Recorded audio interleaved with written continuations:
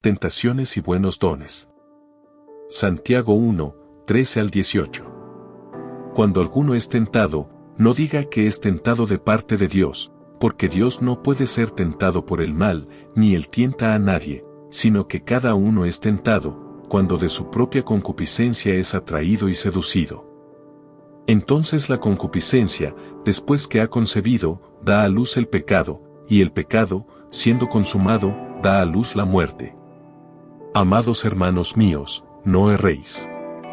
Toda buena dádiva y todo don perfecto desciende de lo alto, del Padre de las luces, en el cual no hay mudanza, ni sombra de variación. Él, de su voluntad, nos hizo nacer por la palabra de verdad, para que seamos primicias de sus criaturas. Las tentaciones. Se corta de raíz la indebida respuesta en medio de las pruebas, que podría desembocar en una acusación directa o indirecta a Dios. La tentación, que nace de nuestros deseos fuertes, deriva en un proceso que acaba en la muerte. Se deja a Dios libre de toda sospecha afirmando su santidad, bondad e inmutabilidad, de lo cual los lectores, y nosotros, tenemos cumplida experiencia por el nuevo nacimiento espiritual. La tentación no proviene de Dios, versículo 13. De parte de Apo, Dios apunta a una causa indirecta.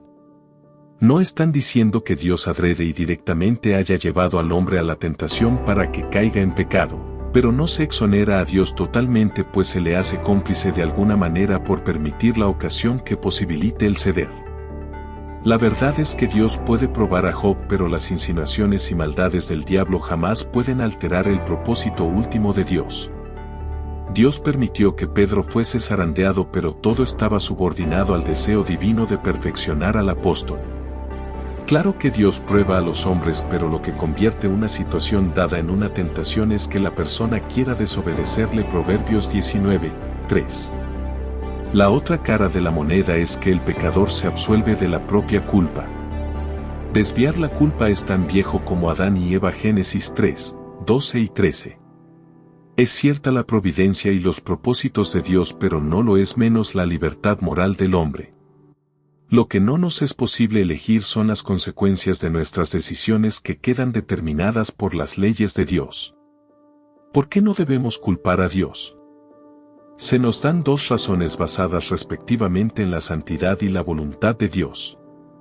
La pureza de Dios no puede ser tentado por el mal. La palabra apeirastos es desconocida tanto en el siglo 70 como en el Nuevo Testamento.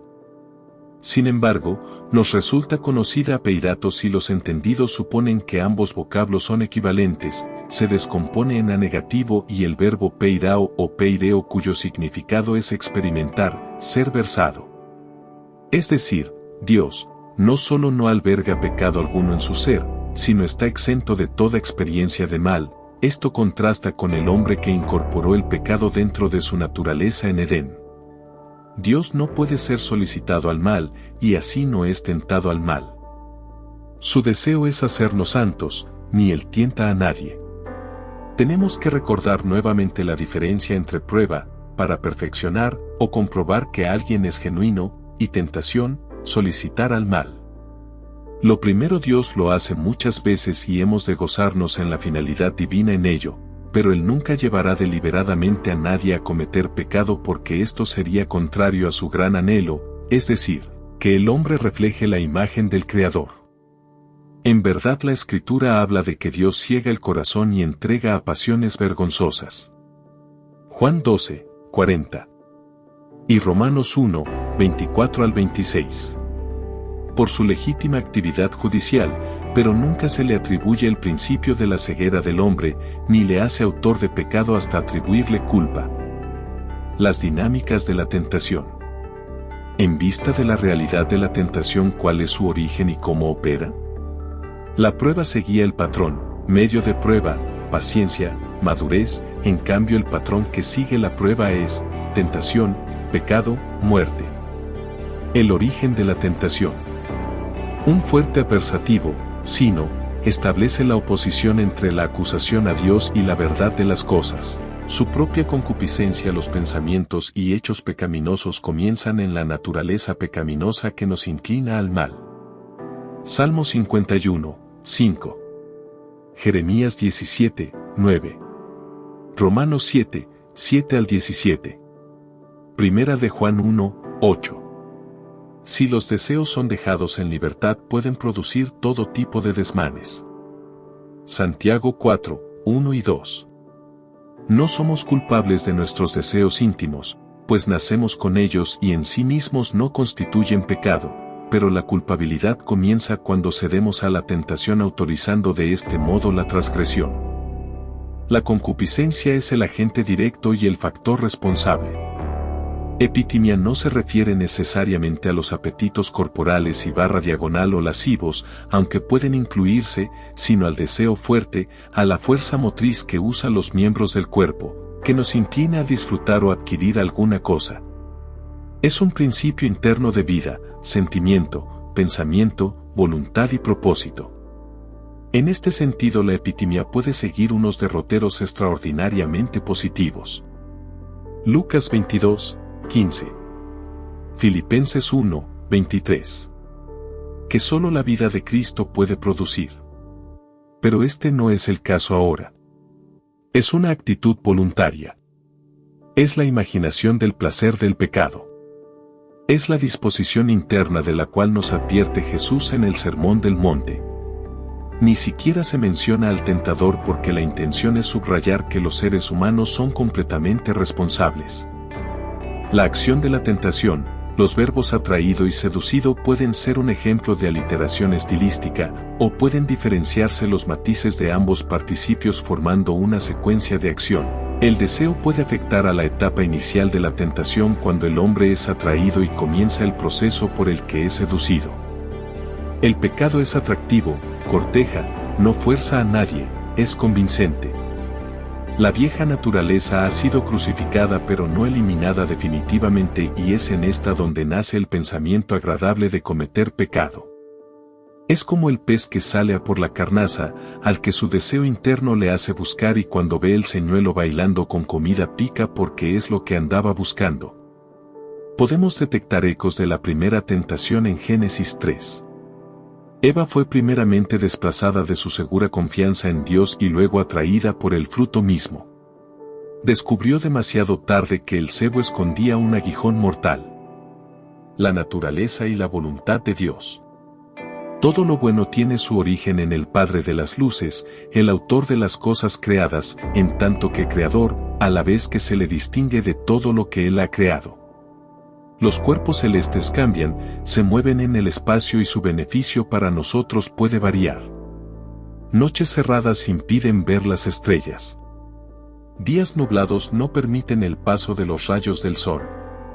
Los astros pueden variar su grado de luminosidad. Este no es el caso con Dios. La inmutabilidad es aquella perfección por medio de la cual Dios se despoja de todo cambio no solamente en su ser, sino también de sus perfecciones, propósitos y promesas. Éxodo 3, 14.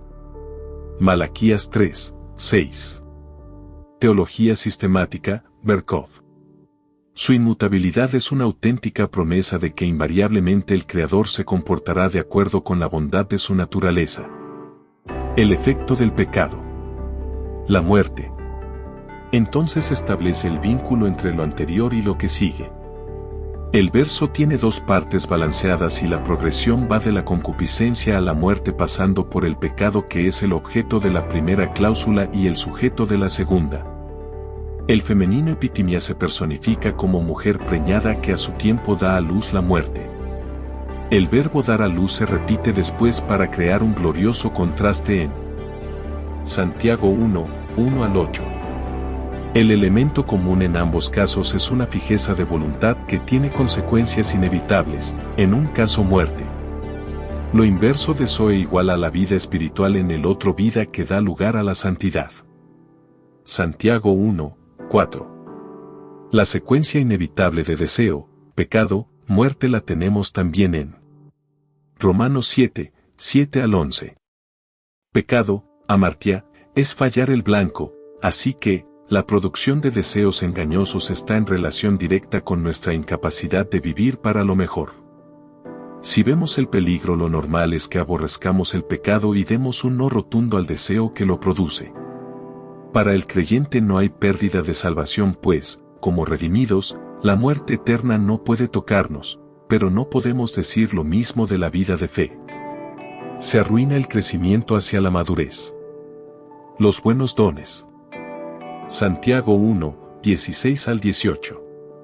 Amados hermanos míos, no erréis.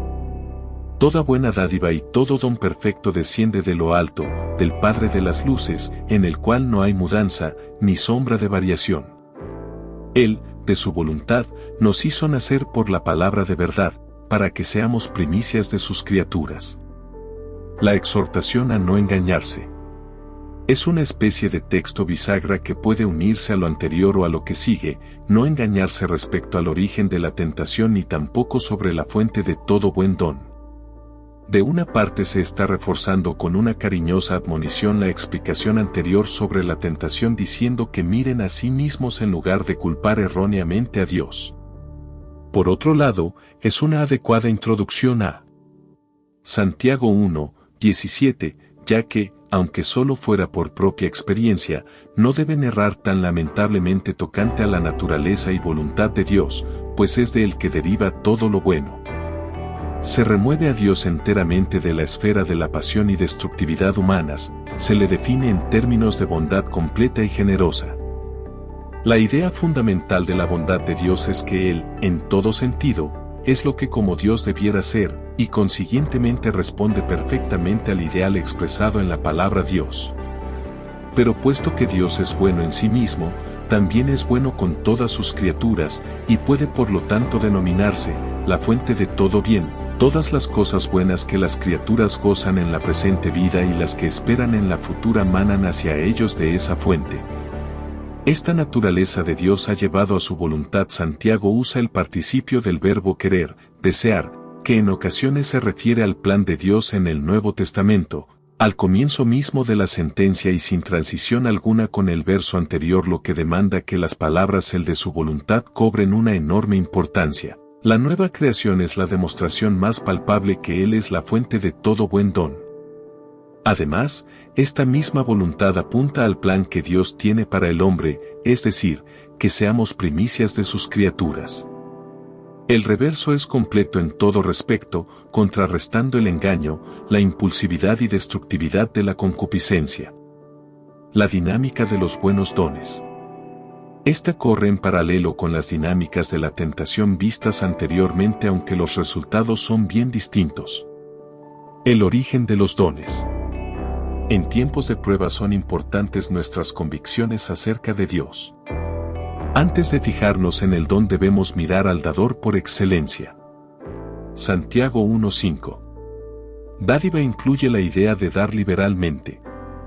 Es propio de la naturaleza divina dar generosamente. Esta dádiva es buena en su origen como no podía ser de otro modo, pero también es beneficiosa para el recipiente.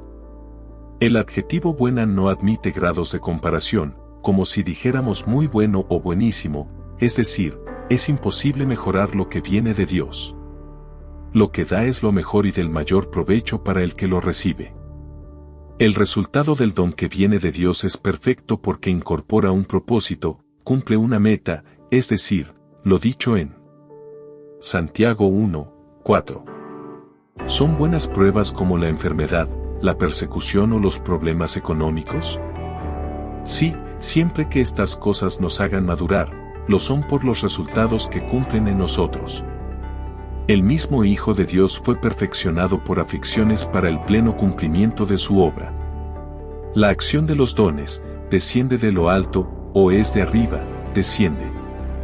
Frente al ensimismamiento que puedan causar las circunstancias difíciles, se nos invita a elevar la mirada al Padre de las luces, el dador por excelencia. Y ya que desciende está en tiempo presente, se afirma que Dios nunca cesa de sembrar bendición sobre nosotros.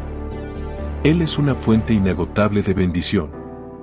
El efecto de los dones hay un doble efecto, uno inicial referido al nuevo nacimiento espiritual, el otro posterior que es hacernos una especie de primicias de todo lo creado.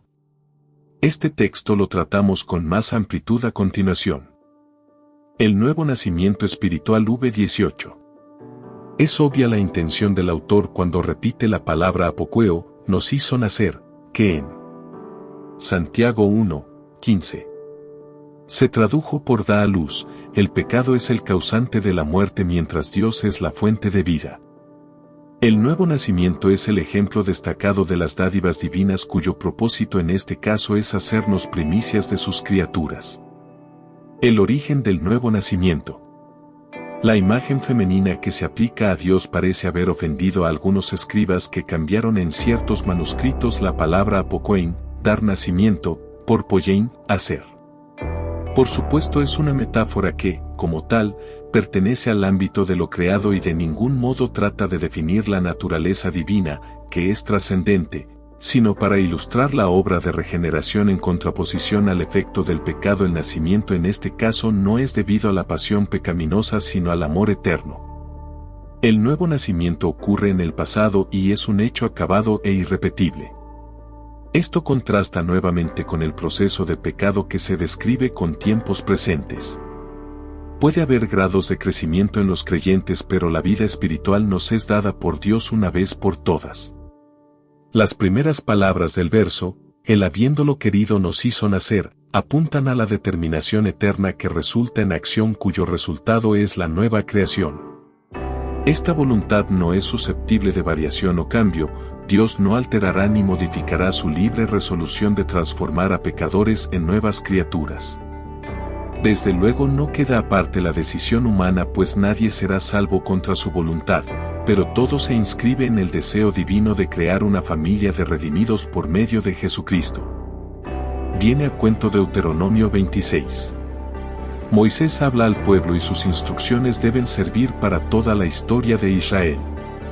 Una vez en la tierra, debían llevar al lugar escogido por Dios y delante del altar las primicias de todos sus frutos. Delante de la presencia del Señor tenían que reconocer su ascendencia insignificante, la opresión y liberación de Egipto asociada a milagros asombrosos, y la posesión de la tierra que fluía leche y miel. El israelita piadoso sabía que de principio a fin la historia de la nación se debía exclusivamente a Dios. Que todo era de gracia lo simbolizaban las primicias. La respuesta humana no podía ser otra que consagración y obediencia, tan propio del pueblo de Dios. De forma análoga, el nuevo nacimiento y la obra de Cristo que lo hace posible, vienen totalmente de la voluntad eterna de Dios para hacernos su iglesia, y la única respuesta razonable no es otra que la plena dedicación. El medio del nuevo nacimiento. La palabra de verdad es un título bien conocido de la palabra de Dios. Salmo 119. 43. Segunda de Timoteo 2:15.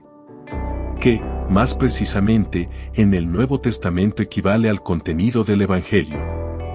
A esta palabra de verdad es a la que se atribuye la regeneración de los creyentes. Juan 1:13. Como palabra alcanza nuestro corazón, como verdad nos enfrenta con la plena realidad sobre nosotros mismos, Dios, Cristo, el plan de salvación. A veces aparece solamente la palabra o la verdad y es suficiente. Solos o combinados estos dos conceptos son contrarios al engaño, la falsedad o la mentira. Por ejemplo, y sin ir más lejos, no erréis. El propósito del nuevo nacimiento.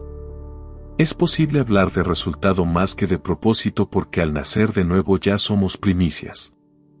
Pasamos a ser hijos de Dios, adoptados, herederos, santificados, santos por el mismo acto divino, ciertamente un don perfecto, ni incipiente ni incompleto, que alcanza su meta.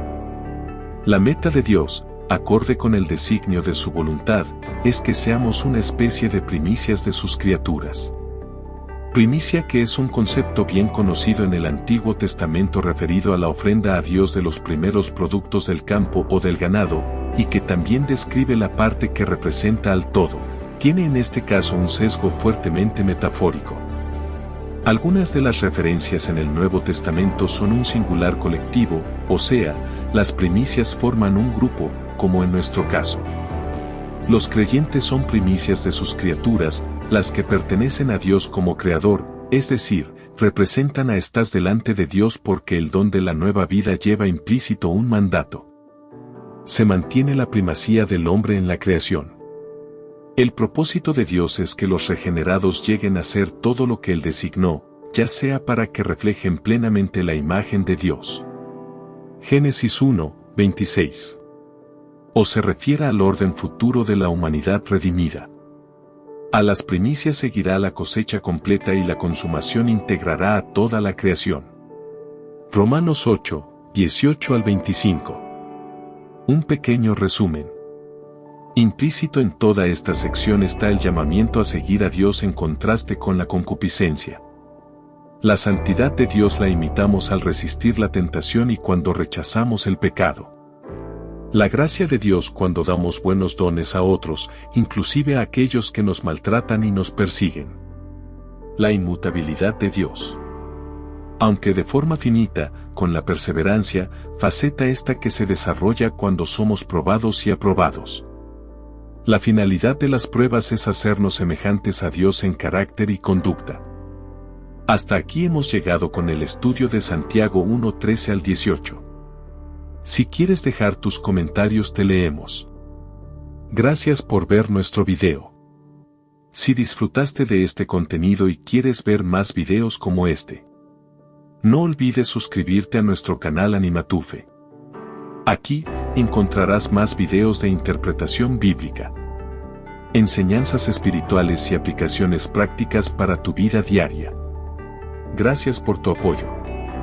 No olvides darle me gusta y compartir este video con tus amigos y familiares.